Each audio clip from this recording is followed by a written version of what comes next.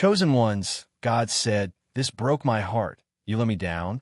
The story begins in a time long after the world has changed, where a group of individuals, once chosen by a powerful, divine force, were tasked with guarding a sacred object of immeasurable significance.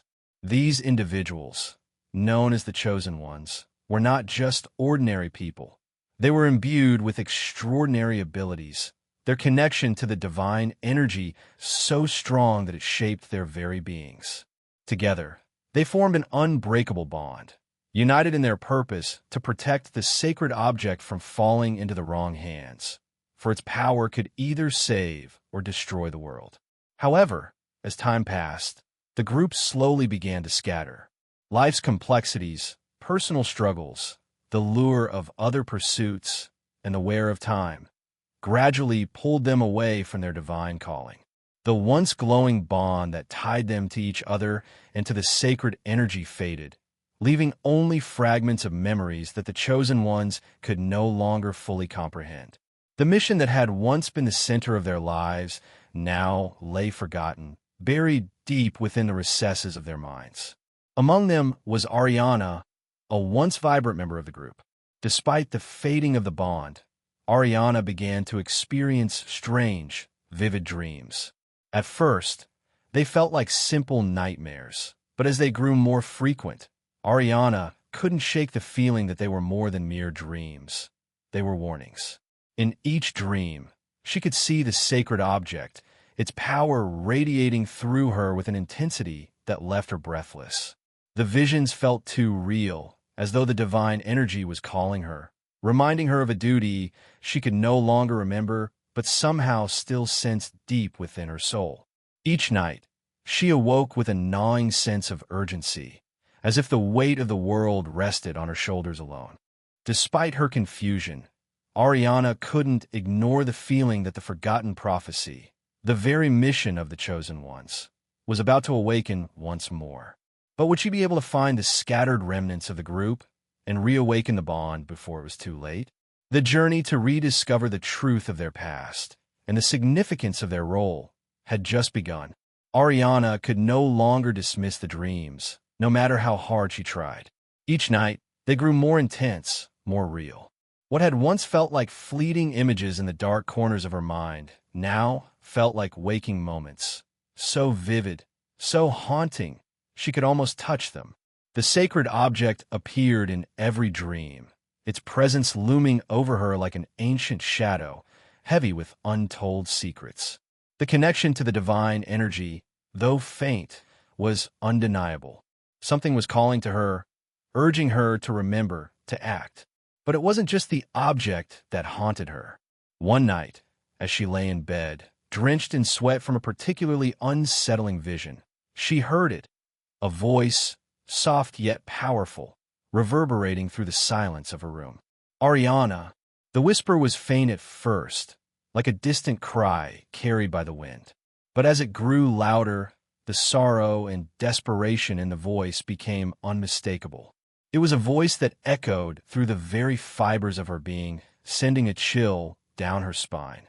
It wasn't just any voice. It was a voice that carried the weight of the heavens. A voice that was familiar and unfamiliar all at once. "Ariana," it called again, its tone trembling with an unbearable sadness. This time, it felt as if the voice was coming from within her own soul, resonating with an ancient sorrow she couldn't fully grasp. It was a lament, a cry of loss, of pain, of regret. The voice identified itself, God's voice, and the words it spoke were both heart-wrenching and full of unspoken power. "The Chosen Ones, you have forgotten. You abandoned your mission. You abandoned me." The words hit Ariana like a physical blow. The guilt surged through her, so palpable it almost choked her. How could they have forgotten? She felt as if a great weight had descended upon her chest, a responsibility too immense to bear. The very essence of who she was, who they all were, had been shaped by the divine calling, and yet they had strayed so far from it. How had she failed so profoundly? How had she let the sacred mission slip from her memory, as if it were nothing more than a distant dream? The voice continued, trembling with grief. I gave you power. I gave you purpose. But now you have all turned away. The balance is shifting, Ariana. You must return. The prophecy must be fulfilled before it's too late. Ariana's heart pounded, her breath shallow and erratic. She felt as though her very existence was being unraveled by the weight of those words. What was she supposed to do now? She had long forgotten the depth of the mission she had been entrusted with, and the fear of facing something so much greater than herself made her want to retreat into the safety of ignorance. But the truth clawed at her. This wasn't a nightmare. This wasn't just a dream. This was a call to action, one that could no longer be ignored. Ariana felt a cold wave of responsibility crash over her. The weight of her failure, of the chosen one's failure, was pressing down on her, on all of them, like a storm on the horizon. The world was teetering, and they had been entrusted with its salvation. The crying voice echoed again, its sorrow now a gnawing ache in her heart. You must find the others. Awaken the bond. Reclaim your purpose. Ariana woke with a start, gasping for breath, her heart pounding as if it had been caught in a vice. The room was still, yet the echo of the voice lingered in her mind, etched into her thoughts. She knew now that her journey had begun. The divine energy, the prophecy, and the mission were calling her back to a destiny she had long forgotten. And the fear of failure loomed larger than ever. She had no choice but to listen. And yet, as she lay there, the reality of what she had to face slowly settled in. The task ahead would be no simple feat, but the weight of what was at stake. The sacred object, the fate of the world, was enough to push her forward, despite the overwhelming fear that gripped her heart. She would need to find the others, reunite the scattered chosen ones, and rekindle the bond that had been severed long ago. Only then could the prophecy be fulfilled. Only then could they hope to make things right. Ariana's journey to find the others was far from easy. Each meeting was fraught with confusion, disbelief, and reluctance. The chosen ones had long since abandoned the mission, each one burying the memory of their sacred purpose under layers of time, personal regrets, and the weight of everyday life. But one by one, Ariana reached out to them, pulling them from their hidden corners of the world. First, there was Kale, a once vibrant warrior who now lived in isolation, his eyes hollow from years of battle, both physical and internal. When Ariana found him, he was hesitant to believe her, the idea of the mission so distant it seemed like a fairy tale. But the moment he saw the faint glow of divine energy surrounding her, something stirred deep inside him, and the old fire that once defined him flickered back to life. Next was Lyra, the scholar and mystic who had turned her back on the divine teachings after a personal loss. Her connection to the sacred energy had always been the most cerebral of the group, and she had long since turned to studying ancient texts for comfort rather than participating in the divine path laid out for her. She was skeptical, but when Ariana spoke of the prophecy, something in Lyra's eyes softened. A part of her that had been buried for so long began to surface. Then came Phoenix, a man who had once been a healer, but had since drowned in the noise of the world, his spirit consumed by his own doubts. Ariana found him tending to the sick in a small, crumbling town. He was the hardest to reach, his faith shattered by the failures and pain of the world. Yet, when he saw the turmoil in Ariana's eyes and the desperation in her voice, he could no longer ignore the call. Despite his fear, he joined them, knowing deep down that the path of denial would no longer lead him to peace. With each new member they gathered, the bond between them grew stronger, but so too did the world around them begin to change. At first, it was subtle, a flicker in the sky, the rustle of leaves in the wrong direction, or the sudden, oppressive heat that seemed to hang in the air. But as their group grew, the signs grew more violent, more erratic. Nature itself seemed to recoil from their presence. The once bountiful trees around them began to wither and die, their leaves turning to ash before even falling to the ground. Rivers that once flowed with clarity now ran murky and still, as though the very earth itself had grown stagnant. The animals that roamed the forest began to act strangely, their eyes hollow, their movements jerky, as though they were lost, trapped in an unnatural state of limbo. And the sky turned dark, the clouds swirling in ominous patterns that seemed to whisper in forgotten tongues. Storms came without warning, thundering down with an intensity that felt unnatural, as if the heavens themselves were in turmoil. The air was thick with an unsettling energy, one that weighed on them like a constant pressure, a reminder that something much larger was at play. The worst of it, though, were the apparitions. At night, as they gathered around their campfires, strange shadows would appear at the edge of their vision, figures that flickered in and out of existence, like echoes from a distant memory. They would hear whispers in languages they didn't understand, and sometimes one of them would catch a glimpse of a figure in the corner of their eye, only to find it gone when they turned to look. The apparitions seemed to follow them, taunting them, reminding them of their broken promise. As they began to confront the growing darkness around them, the truth slowly began to emerge. Their mission had not merely been a task set upon them by a higher power. It was a sacred promise made between God and the chosen ones. They had vowed to protect the sacred object, to safeguard its power, and in doing so, they had promised to uphold the balance of the world. But their failure to fulfill this sacred vow had shattered something much greater than themselves. The heart of God, the divine source of all creation, was no longer whole. The peace that had once governed the universe had fractured, and now, the very fabric of reality itself was unraveling. The group came to realize that they were not just guardians. They were the keepers of the world's heartbeat. By abandoning their mission, they had broken the divine heart, and now, that broken heart sent its fury toward them in the form of dark omens. Every storm, every withered tree, every twisted apparition was a piece of God's sorrow, a manifestation of the divine pain they had caused. And it was not just the world that was suffering. Their own spirits began to crack under the weight of the guilt, the responsibility, and the realization that their failure had far-reaching consequences. In the stillness of their growing understanding, the chosen ones could feel the presence of God's heartbreak. It was not just in the world around them. It was in their hearts, too. They had betrayed a force beyond comprehension, and now the divine was sending its anguish back at them in every gust of wind, every flash of lightning, every haunting whisper. The reality of what they had done, what they had allowed to happen, became unbearable. Their failure was not just a personal one.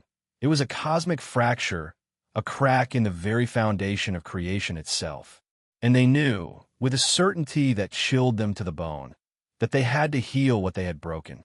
But whether they were capable of it, or whether it was even possible, was a question that loomed over them like a dark cloud, just as ominous as the apparitions that trailed their every step. Each chosen one must eventually face their own ghosts. But these aren't mere phantoms from another realm. These are the physical embodiments of their broken promises, their unheeded oaths, and the unspoken fears they buried deep within. These ghosts manifest not as intangible spirits, but as the living, breathing consequences of their past mistakes and regrets. For Ariana, the ghost that she must face is particularly formidable. As she stands before this spectral vision, it takes on the shape of all the things she fears the most. The shadow of her failure looms large. Her failure to protect her people, her inability to keep the promises made to her family, and the haunting notion that she may lose the one thing that has always grounded her, her connection to the divine. The weight of these fears presses down on her chest, tightening with every breath. She is forced to relive her deepest moments of inaction, to see the faces of those she let down, and to confront the truth that some of these wounds may never heal. Each step closer to the ghost feels like a step toward the very thing she dreads, an unraveling of everything she's fought for, and the possibility that, in the end, she may not be strong enough to save anyone, least of all herself.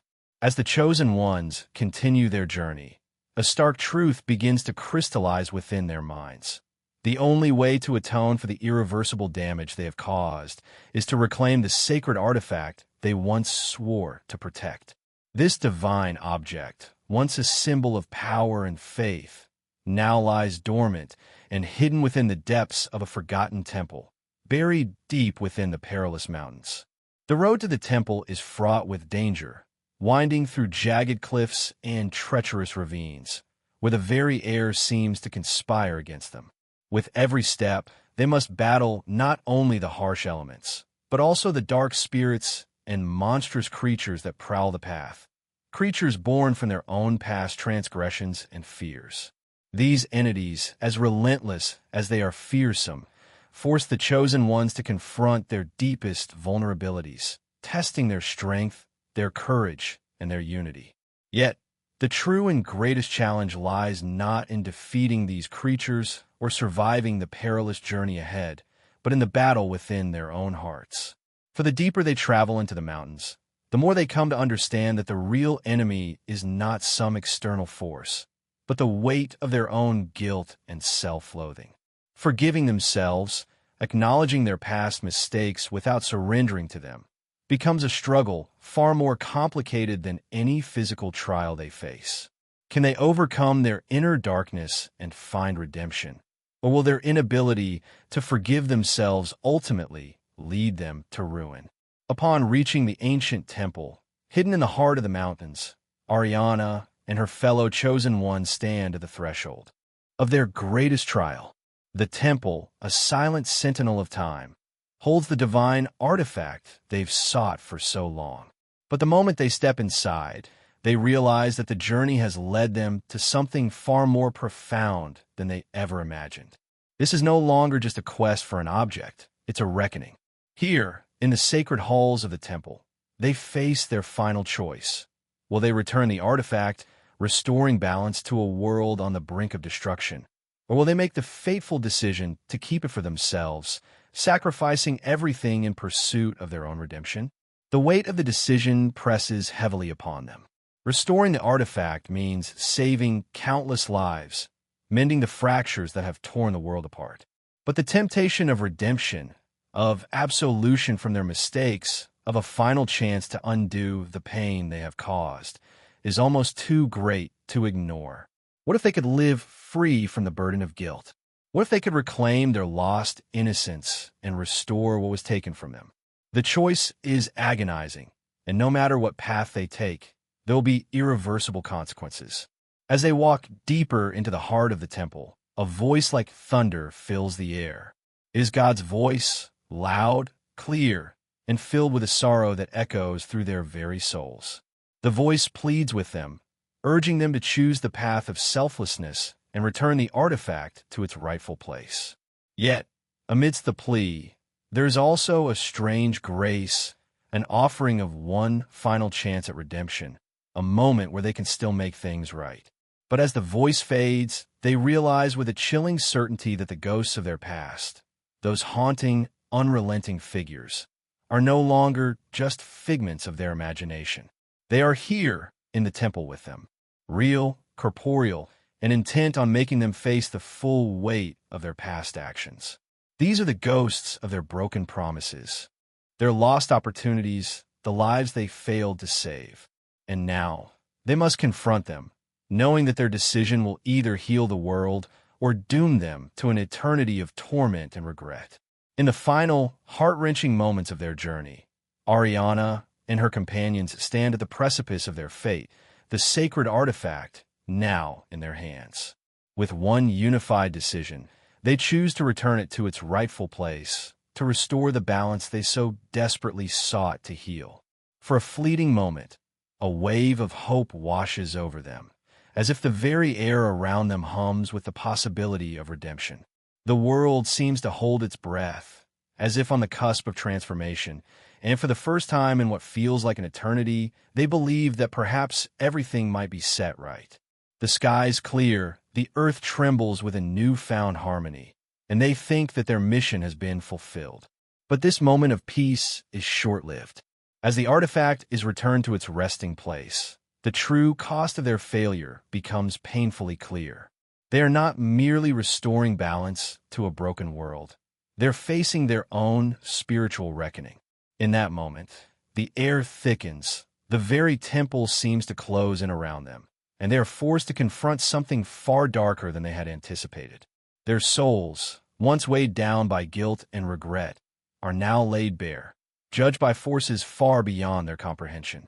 The trial they face is not just for the world's salvation. It is a test of their own redemption. The choices they made, the promises they broke, and the lives they failed to protect all come crashing down upon them. In this final hour, their hearts are stripped of pretense, and the raw truth of their actions unfolds before them. Some will find solace in the trial, their souls purified by the sacrifices they've made and the paths they chose. Through their pain, they will finally find redemption, an answer to their inner torment. But for others, the judgment will be far crueler.